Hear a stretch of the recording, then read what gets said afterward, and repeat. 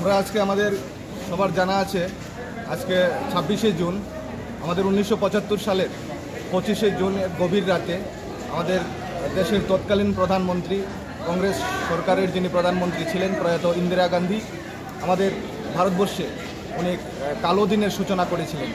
হঠাৎ করে ইমার্জেন্সি ঘোষণা করে দিয়ে সারা ভারতবর্ষে একটা অন্ধকারময় পরিস্থিতি তৈরি করে দিয়েছিলেন, যেটা গণতন্ত্রের উপর একটা বিশেষভাবে আঘাত এনেছিল। এবং তারই পরিপ্রেক্ষিতে আমাদের বর্তমান ভারত সরকার এর নির্দেশ অনুসারে আমাদের ভারতবর্ষের প্রত্যেকটা রাজ্যের মতো আমাদের ত্রিপুরা রাজ্যেও এবং আমাদের আজকের দিনে আমাদের কল্যাণপুর ব্লক প্রাঙ্গণ থেকে আমরা র্যালি শুরু করেছিলাম। আমাদের সেই কালো অধ্যায়ের যে সূচনা হয়েছিল, সেই 21 মাসের যে কালো অধ্যায় সেই কংগ্রেস সরকারের আমলে হয়েছিল 1975 সালে, সেটাকে সাধারণ মানুষের কাছে নিয়ে যাওয়ার জন্য আজকে আমরা আমাদের কল্যাণপুর দ্বাদশ শ্রেণী বিদ্যালয় থেকে আমরা র্যালি শুরু করেছিলাম। আমাদের পুরো বাজার পরিক্রমা করে আমরা এখন ব্লক প্রাঙ্গণে এসে উপস্থিত হয়েছি।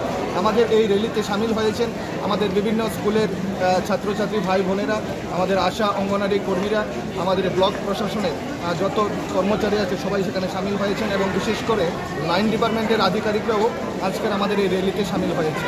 আমরা এই র্যালি শেষে এখন আমরা আমাদের বিপিআরসি হলে আমরা একটা সেমিনারে মিলিত হব, যে জায়গায় আমাদের এখানে প্রবুদ্ধ জনেরা উপস্থিত হয়েছেন, ওনারা বক্তব্য রাখবেন আমাদের ভারতবর্ষের সেই 21 মাসের যে কালো অধ্যায় সে বিষয়ে আমাদেরকে ওয়াকিবহাল করবেন।